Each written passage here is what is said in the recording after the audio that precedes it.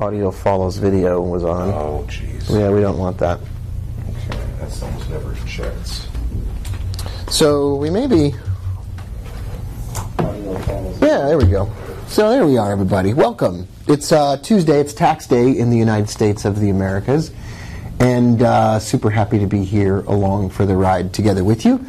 And I don't know if we're still... Yeah, we're still live here. All right, let's read the paper together. Nate, you got this pulled up, right?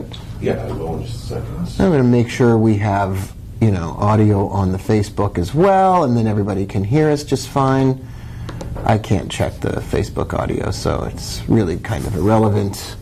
Not my issue. As long as you can hear us on the YouTube and probably on Periscope as well, that's fantastic. Got a bunch of markers here. We might get around to doing some drawings and whatnot.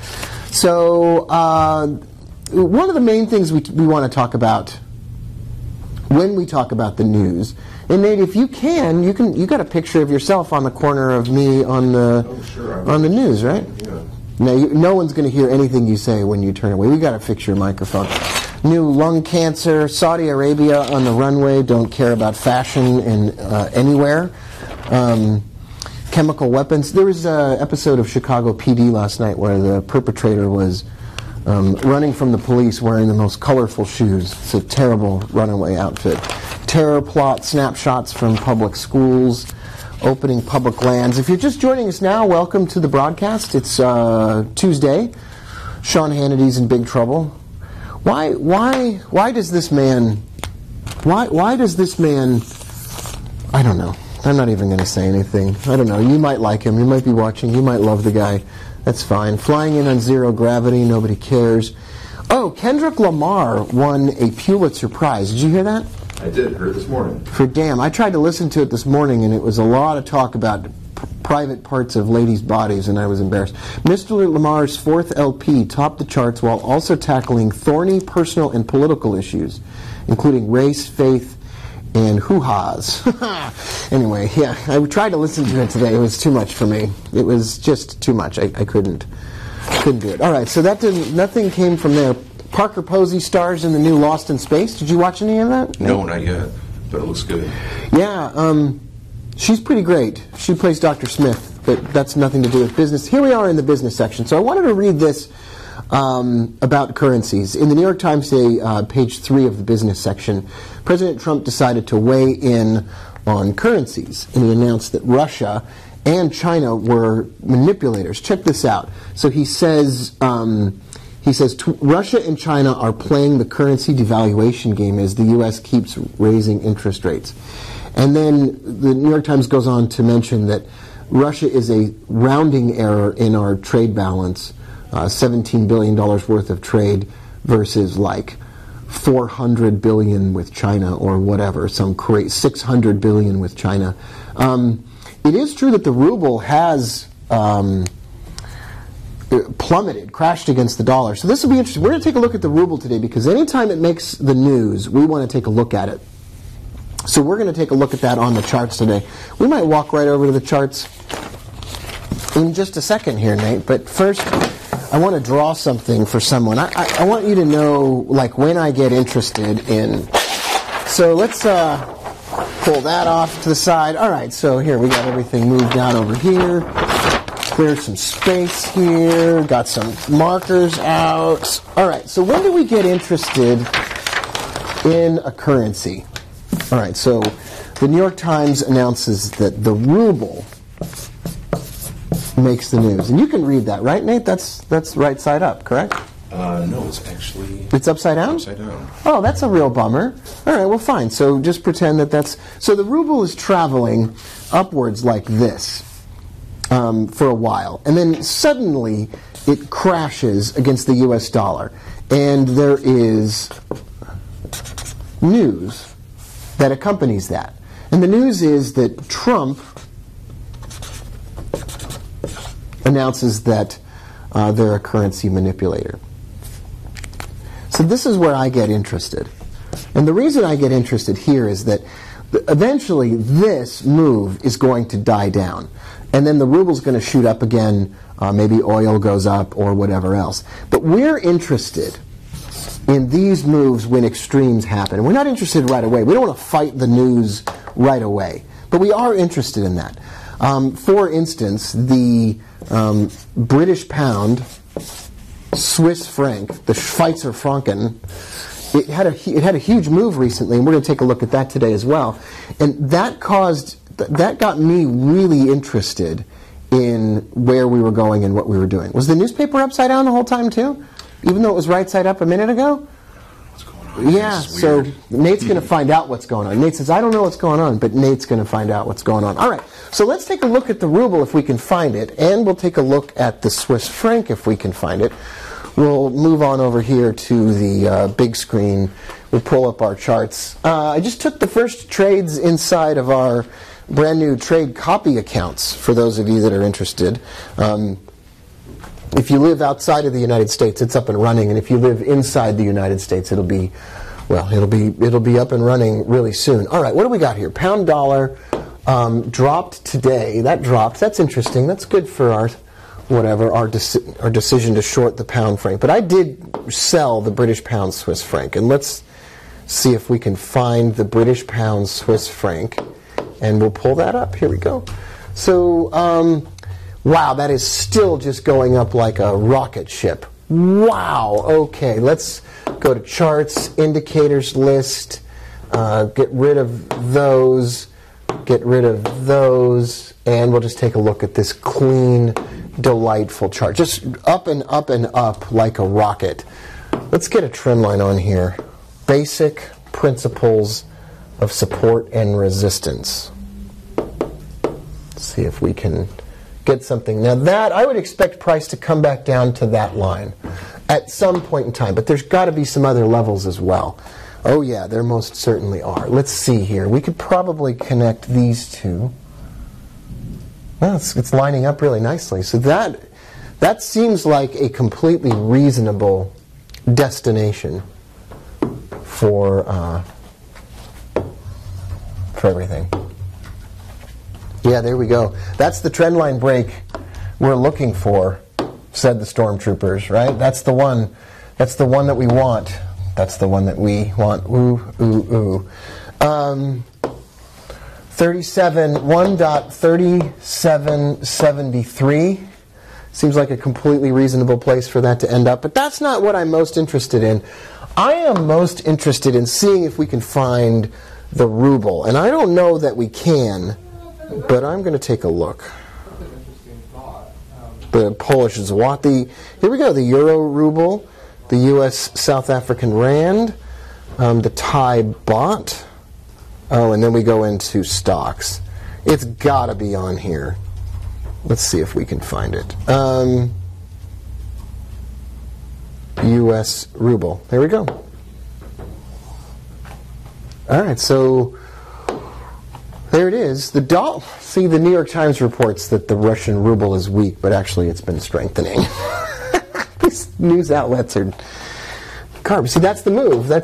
So this is the crash. This is the parabolic move. The crash of the ruble, the strength in the dollar. This is what everybody expects the dollar to do when we raise interest rates. So you expect the dollar to go up. It's been going down against a bunch of currencies, but you expect it to do exactly this. And then, this is exactly what I wanted to do. I haven't looked at the chart yet. I was waiting for you all. But check this out.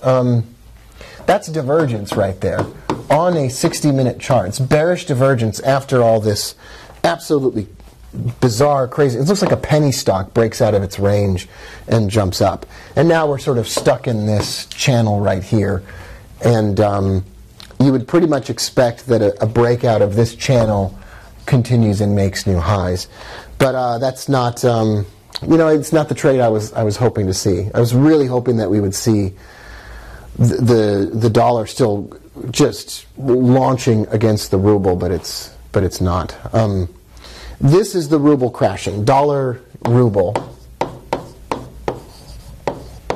So the dollar is the first pair in the series. So if this goes up, the dollar is strengthening and the ruble is falling. You can trade this. I took a big loss one time on this currency pair. We're getting some questions about the ruble. So we got some questions about the ruble. Scott Cook wants to know if we trade ruble as a pair in the Finch, and does Knoxville typically work with it? Yeah, so the Knoxville divergence works exceptionally well with this. So Knoxville divergence is my favorite indicator. You can go to robbooker.com and click on free indicator and get it. So Knoxville divergence works great. I don't trade it because it tends to get into these long protracted moves against me if I trade it with the robot. So I don't trade it with the robot for that reason alone. But otherwise, it's completely reasonable. The problem is you got to wait and maybe trade it like twice a year at the most. Otherwise, it can get you into some serious doo-doo, some serious trouble. So today is tax day in the United States, which is a bummer. So boo or whatever, pay your taxes, blah blah blah. So what we decided to do was do a giveaway. So if you hear on let's start things because you're looking at comments coming through on YouTube. So if you're here on YouTube, we'll do Facebook in a moment. But if you're here on the YouTube, keep those comments coming, and we'll send you an Amazon Alexa, and because we love you, you know. Anyway, so Alexa thought I was Alexa thought I was talking to her. That's pretty great. So I'm going to pull up the computer here, and I got a couple of questions. I got actually I'm going to bring up my phone because I got a question here on WhatsApp today from Patrick. So Patrick is, I'm over here, Nate, just in case. Hey Rob, I'm about to fund my new Global Prime account for the Trade Copy Service. So obviously Patrick lives outside the United States. I'm a relatively new lifetime member, welcome, but trading for a living since 2003 with a corporate world hiatus in the middle. Do you standard 100-to-1 leverage they offer or the special 200-to-1 for your trading? Your materials and training are totally awesome. Thanks, Patrick. So I just started trade copy services again for lifetime members, and that means when I take a trade, you take a trade automatically. And the service is different when you live outside the United States as it is when you live inside the United States. Inside the U.S., we use a technology provider called Forex Solutions, and you got to pay $28 a month. That goes to them, it doesn't go to me. Outside the United States, it's totally free, and you can open an account with Global Prime in Australia or wherever you live outside the United States. And the question the most frequent question I get is, Nate, what kind of leverage do I use? And so I don't really use any leverage at all. My trade size is so small, it doesn't matter what the leverage is. So I take a trade, and then you take a trade in proportion to the amount of equity that's in your account. So if I take a 10-lot trade and you are 10% of the total account balance, you take a 1-lot trade. You get 10% of the trade size, you get 10% of the trade performance, you get 10% of the wins and the losses, and whatever else. But it's not really about leverage. My leverage is your leverage, in other words. Now, in the U.S., when you copy my trades, and that's not available yet, but I'll send the link out to lifetime members in the next couple of days, I think you can actually set your leverage to be higher than mine. I don't know why you would, and if you want to, that's up to you. But trading does involve a substantial risk of loss and really isn't suitable for all traders and investors everywhere you go.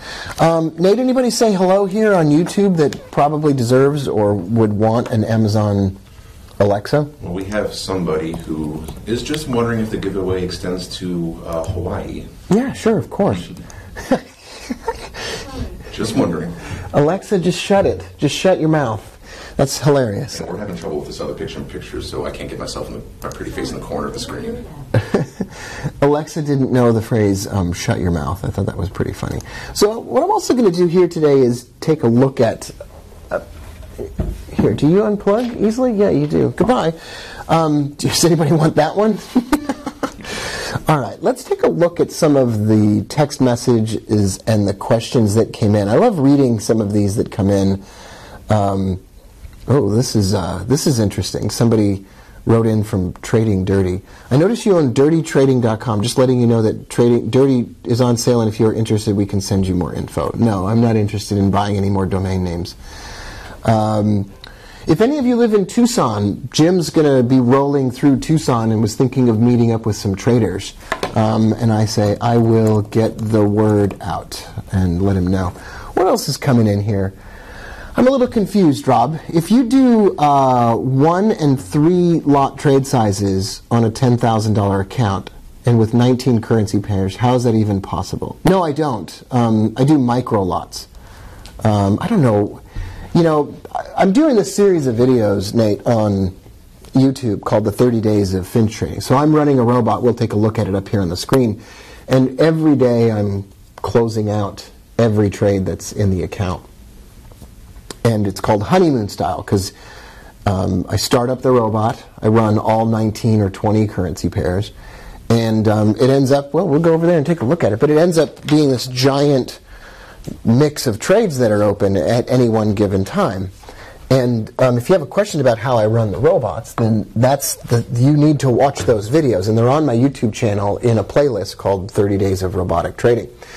And the question that just came in here was, I think it was from Solomon. Solomon said, hey, Rob, I don't understand how you can have a trade size of, I don't know how you can have a trade size of 0.1 and 0.3 on a $10,000 account. And what Solomon doesn't understand is that I don't have a trade size of, I have a trade size of 1 micro lot on a $10,000 account and 1 mini lot on a $100,000 account.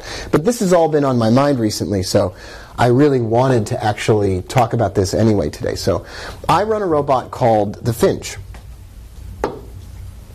I run it on 19 or 20 currency pairs. I run it in a $10,000 account, and then I run it in a demo $130,000 account that mirrors the trading from a live account of approximately the same amount of money. And so it's running all the time on all those currency pairs. And right now my trade size on the $10,000 account is 1 micro lot on the first trade.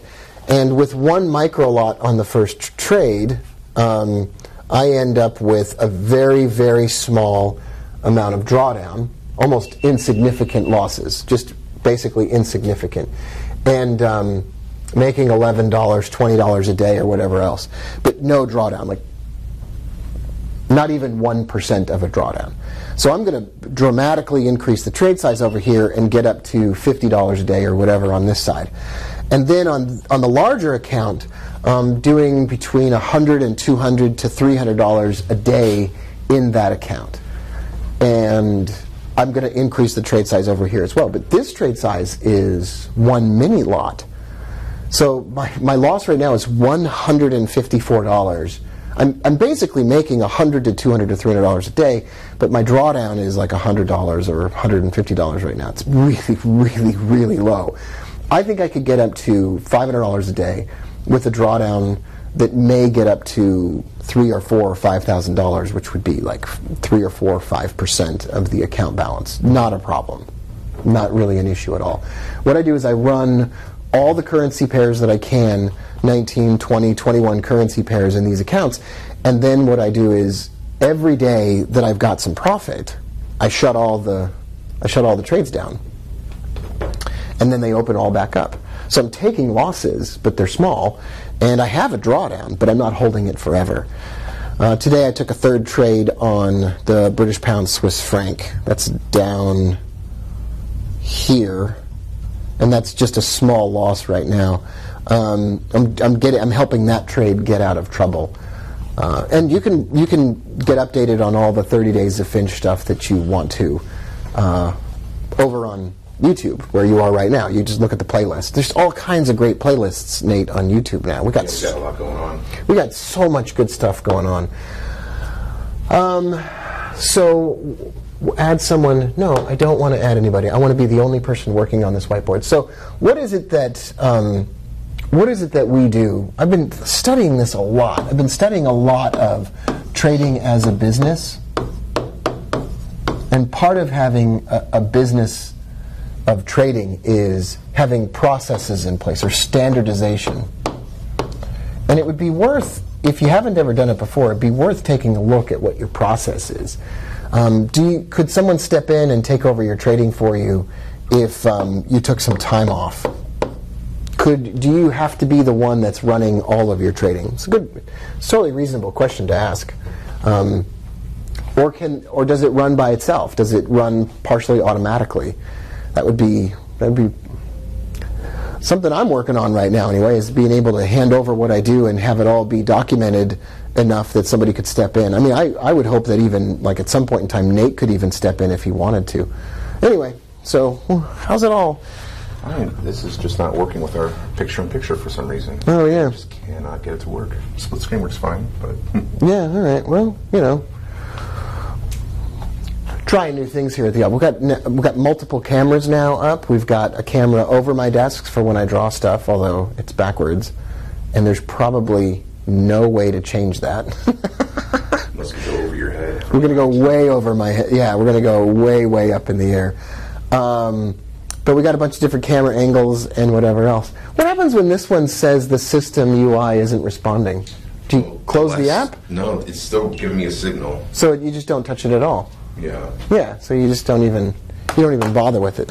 So Solomon, I'll just answer Solomon. I use a lot size on the 10K account. Make sure you watch those videos closely. In other words, you maybe were not paying attention, and that's cool. I got another question from somebody who says that a lot of other people probably have this question. Okay, so we got a question. And a lot of other people might have this question as well. This is again from Scott. He says, I know Finch users have the same question, honeymoon strategy versus accepting drawdown and longer term. Oh, I get this question a lot. So I run the Finch robot, and I close all the losing trades every 24 to 48 hours. You could, however, keep all your trades open and let the robot work those trades out over time. The problem is, and many of you have shared this concern, when you get stuck in a larger drawdown over a longer period of time, it's stressful, it's concerning. If your broker changes servers or whatever, you could have a pretty significant realized loss. And having a significant realized loss just isn't great. It's not great at all. It's terrible. And so I just don't want to have that. If you don't mind that, and if you're okay with an open drawdown that's lasting like 4 or 5 months or whatever, then that's fine. But what we're finding is that you can run 19 or 20 currency pairs. You can have a pretty reasonable amount of percentage gain every day with a fairly insignificant loss, and you're closing your trades. It's hard to argue with that. It's really anyway. It's hard to argue with that. And so I'm moving all of my trading to honeymoon style, where I don't have lots of open losing trades, just because I just don't want to have open losing trades. This just seems to me to be, it's too stressful. That doesn't, yeah, it's a great question though. Who was that asked that question? That was Scott Cook again, on behalf of, I guess many other people. On behalf of everyone. Mm-hmm. Yeah, that's a great question. Someone wrote, lots of scary trades open today. I wonder what makes a trade scary. Bigger than you were wanting to get into. Taking a gamble, maybe. Or... The only trade that's scary is the one that's such a large trade size that maybe it bothers you. Yeah. Somebody else had a really great idea on here. It says, this is Lloyd. He purposely got into trouble with the robots on the demo account to practice getting out of trouble. So far, so good. So oh, yeah. That was a good idea. Yeah, one of the things we talk about, and it's inside of our playlist on YouTube, getting started in currency trading or setting goals. I don't remember which one it's in. But one of the videos talks about the fact that you've got to learn how to lose. And if you don't learn how to lose, then you really haven't learned anything about trading. Because trading really isn't about learning how to take an entry or place an order or even anything. I mean, because you can learn support and resistance from a book. You can learn all that stuff. But you can't just learn how to lose on the fly. It's too emotional. That's when it gets scary. And so what we ask you or everyone to do is, when you're getting started in trading, practice losing. Practice holding on to losing trades and seeing how that feels like. and practice closing losing trades quickly to see how that feels like, and get a muscle memory for realizing a loss so you're not so darn concerned about it or worried about it. Rick says, hey, good morning, Rob and Nate. Almost midnight here in Thailand. Anthony David says, glad to be in the U.S. Central Time. So Anthony David, I think we should send Anthony David, I can say it now because it won't talk to me, but we should give Anthony an Amazon Alexa. Or an Echo. It's called an Echo. It's not called an Alexa. If I had called it an Echo, we wouldn't have had that problem. That's very true. If you're joining us here on Facebook, then let us know. Leave a comment. Say hello, and maybe we'll send an Echo out to you as well. It's like between freezing cold and roasting hot here in Houston, Texas these days now. So you never know anymore what it's going to be. Other questions coming in on the old Zendesk. We did have one I was just looking at. Let's see. This is from Marco, kind of more directed towards the Knoxville. Wants to know the right settings of the Knoxville divergence. He said 30, 21, 20. Yeah, 30, 21, 20. So the Knoxville divergence prints these lines above and below the bars or the candles. A lot of you already know this, but so this is a Knoxville divergence line. We have lessons on it on the YouTube playlist, Getting Started with MetaTrader. So just on YouTube, find those videos and take a look at them. So this is Knoxville divergence. I built it inside of a coffee shop in Knoxville, Tennessee in 2013. And this is made up of the momentum indicator set to 20 and the relative strength index set to 21. And then the candle's back is 30. That means the maximum length of a Knoxville divergence line is 30 bars or candles. It can't be larger than that. So 30 bars or candles can make up a Knoxville divergence line. If you set it to some other number, like if you set the Knoxville divergence, I don't want to look at the ruble anymore. So if you go to charts here, indicators list, Knoxville divergence, that's the value right here is 30, and we could change that to like exclamation mark, no, 1, 2, 0, like 120. And if you change that to 120, some of these Knoxville divergence lines get really long, and I just don't think those are as useful or valid. I don't really find those to be. I want to see those tight Knoxville divergence lines. In fact, the shorter the Knoxville divergence line, oftentimes the better the Knoxville divergence is. And the really small ones we call tiny Nashville, because Nashville is a city in Tennessee, and we do sing along with Elton John's song. The other night that was playing on the Google Home. We don't have the AirPod. We don't have the Apple one because it's $12,000. Yeah, that's a little ridiculous. But did you get the big Google? No. The Google Max. Is that what it's called? If the regular one's a Google Home, the big one should be the Google Mansion. Yeah. And when you want to the Google Trailer? I don't know. So Rikuman writes to me and says, "Do you ever change the lot size on your?" I am just about to increase the trade size on the robot. Watch those YouTube videos for more info. So I'm just about to start increasing the trade size. On the robots that are running on Honeymoon, it's had such low drawdown and low profit, but I just feel like I can increase the trade size, maybe like double the trade size on the $10,000 account. I feel like the minute I do that, though, Nate, like the very minute I do that, that it's just the whole thing's gonna just fall apart.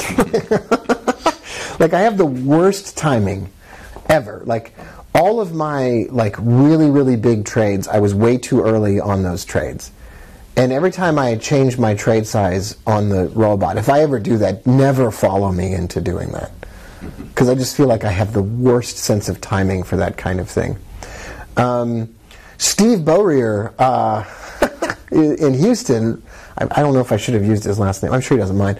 Long time lifetime member and friend. He's going to come up here like next Tuesday for lunch by the lake. Tuesday is great. So Steve's going to come up here and have lunch. If you're a lifetime member and you want to come out here to Houston, we're going to open the office at the end of, not every single month, but most months. We'll just open the office and you can come here and sit at one of these tables and hang out with us and trade and talk, and I guess you could theoretically be on the show. I have no more tickets on my side. I have a couple, but they're not really questions for this show, at least. Oh. Hey, check this one out. Hey, Rob, this is Uber Bryce. I drove you to the airport in Orlando. I joined, and I'm learning a lot. Thanks. You're a lot smarter than you look. Such a nice compliment. Bryce, let's send Bryce an Echo. Let's send Bryce an Amazon Echo. So if you win an Amazon Echo, here's what you do. You reach out to me on Facebook, send a message on Facebook and say, I won an Amazon Echo, and then you give us your address, and then we'll send you an Amazon Echo. That's pretty funny. Okay, now let's do a lightning round of everybody, just as many as you can. Everybody that's on right now, just let us know where you're joining us from. And Nate, on YouTube, you can tell us what everybody says. And I just want to read off some of the places that everybody says that they're from. There's a slight delay when I ask that question, so it'll take a moment for all of that to come through. But I'm thinking we might do something along these lines, like a show like this every once in a while. Nate, you can just tell me anytime anybody answers. Minneapolis, Cleveland, my hometown, Naples. Crowley, Texas. Yeah. Frank's from New York. New York City, get a rope. Ooh, another Clevelander. Oh. Irving, Texas. Houston, Texas. Trinidad and Tobago. Always wanted to go there. I follow you since 2010, says Jose. We love you, Jose. Chris is from Maui. That's totally awesome. Bryce is in Orlando. Yeah. It wouldn't make sense if Bryce drove for Uber in Orlando but didn't live there. Norway. Montreal. He was the greatest Uber driver, by the way. Oh, yeah? Yeah, he was awesome. Yeah. Steve's in Montreal. Anthony's in Wilton, Iowa. Aren't you going to be in Iowa next week? I am going to be in Iowa. For the big corn festival? Mm-hmm. Which is... Corn Fest 2018? Yes. Corn Aid? Where I'm going in Iowa, but yeah, I'll be there for a couple of days. Corn Aid. Tim's in Nashville. That's pretty cool. Okay. And Jose's in Republica. Do you think that's the name of like a starship? Sounds like one. I bet he's broadcasting from like a starship, the starship Republica. Republica. And that he's like the captain. He's probably light years away from us, so his message is just now getting to us. Yep. He's like sitting next to the head of Elon Musk on that ship. That's great. Well, it's great. Nick in Falmouth, Cornwall. Falmouth. F-A-L mouth. Not Falmouth. That's got to be the greatest name of a city ever. Space Coast, Florida. Tim Kirk's here. Tim, I'm going to call you on the phone. Well, as soon as we're done here, Tim, is that all right with you? Does that work? As soon as we're done here, I'm going to call you on the phone. We got to get you inside of all this good stuff. Tom is from Tatooine. Jeremy's from Castle Grayskull. Jeremy, did you win an Echo or an iPad? I can't remember what Jeremy won. Which Jeremy? Jeremy D. Euley. He won something. Crap! If he didn't win something, now he has to have won something. Quick question: which two pairs would you start the Finch robot with? Okay, so if I were just starting the robot today, I would start with the Australian dollar, Canadian dollar, and the Russian ruble it doesn't matter after that. Australian dollar, Canadian dollar, pound dollar. That sounds good. That sounds reasonable. Oh yeah, Jeremy won a book. Okay. Jeremy's a class act. He is, because if it was me, I would have said something like, yeah, I won a book, but I was supposed to win an iPad. So yes, I was supposed to win an iPad, but you sent me a stupid book. Speaking of books, this is the new Pixel book, and Nate knows. I've been talking about this for days now. This is Okay, this camera is a Google Pixel, and this is the Pixelbook. This is the best computer. No joke. This is the best computer I've ever used in my life. And Google doesn't sponsor this show yet, but this is the best computer I've ever used. I was just trying it out. I went to Best Buy one day, and I typed on every laptop because we do a lot of typing around here, and I was typing on every single laptop, and it was awesome. The iMac's great. The Surface Book is great, but I got to tell you, Pixelbook, that's the best. I can access the server. I access the server through Shadow or through Amazon Lightsail. So I have MetaTrader if I want it. So I got all the stuff. What's going on? David Reader wants to know if only people with facial hair are allowed in your office. People want to know. So, yes, men and women alike. If you would like to come to the office, you need to have facial hair.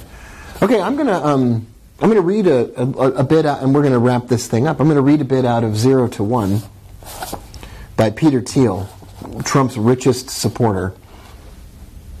I'm not sure that's actually true. Putin is probably his richest supporter. Probably shouldn't have said that. Okay. Venture capital returns don't follow a normal distribution. Oh, this is my thing where I read a random section from a book, and then we learn a lesson from it. Story time. This is because venture returns, and I would guess that the same is true of trading returns, don't follow a normal distribution overall. Rather, they follow a power law. A small handful of companies radically outperform all the others. A small handful of trades radically outperform the others. I'm not sure that actually applies. Like when you run the robot, like we're running it on Honeymoon, you're actually getting a standard amount of profit on a regular basis. No, it is true. Here's what happens.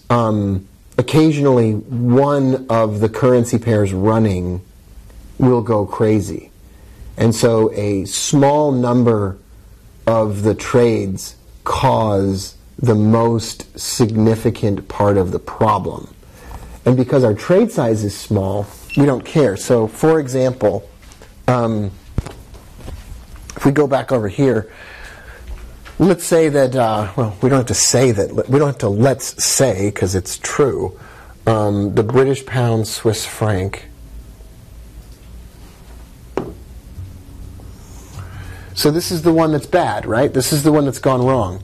It hasn't really gone that bad. It's not even down 0.5%. I mean, it's so. When I say a trade went wrong now, it's not a big deal. But it's been going this way, and it's so. The robot sold it right over here, and then it kept going up, and so this is a small percentage of the total amount of trades. Like in the last week, we've probably had 50, 60, 100 trades. And one trade is the bad one. That's the one that didn't work the way we would have liked. And so a small percentage of them are the worst ones, are the ones that cause the problems. But these present opportunities. This is the abbreviation for opportunity. So a small percentage of them will go wrong, and then that same small percentage present the biggest opportunity, because when something has stretched far and your trade size is small, then it doesn't really matter that it's stretched far. It doesn't really matter that it's gone wrong, because our trade size is so small we could pound on this. Like now that I traded 1 micro lot and 3 micro lots on this. Like 1 micro lot, 3 micro lots. I can add 7 micro lots, 1 mini lot, 2 mini lots to this trade. I can bang on this one, and as it drops to the daily pivot, for example, or the weekly pivot, we could make a huge pile of money. So the power law does apply. A small percentage of our trades will go wrong, and that small percentage of our trades that go wrong will be our biggest money makers. You know, inside of every disappointment is an opportunity. Inside of everything that goes wrong in trading and life is a hidden message or a gift, or I don't know. Inside of everything that goes wrong, there is possibly something that can go incredibly right. I don't know. Let's read another. I don't know. See if there's. I highlighted a lot of. Oh, I made a bunch of notes in here. Wow, that's kind of cool. Let's see. Let's see if something else that I highlighted. Let's see here. To believe yourself invested with divine self-sufficiency is not the mark of a strong individual, but of a person who has mistaken the crowd's worship for the truth. The single greatest danger for a founder, let's just say trader, is to become so certain of his own myth that he loses his mind. But an equally insidious danger for every business is to lose all sense of myth and mistake disenchantment for wisdom. That seems like a very contradictory statement. You can't have it both ways. You can't have two single greatest dangers. The single greatest danger is that you have believing in yourself and not believing in yourself. All right, so this guy, I loved this book when it came out. Now I kind of hate it. Now I kind of like, I don't like it when people hedge their bets like that. Just remember City Slickers? Remember Curly from City Slickers? Jack Palance? He goes, the one thing. I can't remember what that one thing was. I don't think he ever said it. I think it was... Remember the guy that could pick the ice cream that would go perfectly with every meal? No, sorry. Answer is rum raisin. Rum raisin. Don't waste my time. That's right. That's what he said. I always think that guy reminds me of Newman from Seinfeld. I thought it was at first. I thought it was at first too, but it's probably not. It's been a pleasure to spend some time with you today. Sorry about our audio issues at the beginning. We've all said it's pretty good. I think so. Yeah, we're going to do some live trading with lifetime members. We're going to do that on Thursday morning. So if you're a lifetime member, the link has already been sent to your email, and we'll post that link inside of our lifetime member chat room. But we're going to do some live trading on Thursday morning. We're going to have a great time, make some money. We did pretty well last week. And as we get closer and closer to the end of the month, our end of month trading report is coming up. And then also, I guess below the description in YouTube for this video, we could post a link for more information about trade copying if you live outside the United States. And if you live inside the United States, we'll send you a link to lifetime members, to you as a lifetime member inside the chat room. Thanks for being here, everybody. It's been a pleasure. Thanks, Nate, for running the show. Yeah, it was fun. Pretty awesome. And maybe we'll see you all... well, of course, we'll see all the members on Thursday for both of our live sessions on Thursday. Bye for now, everybody.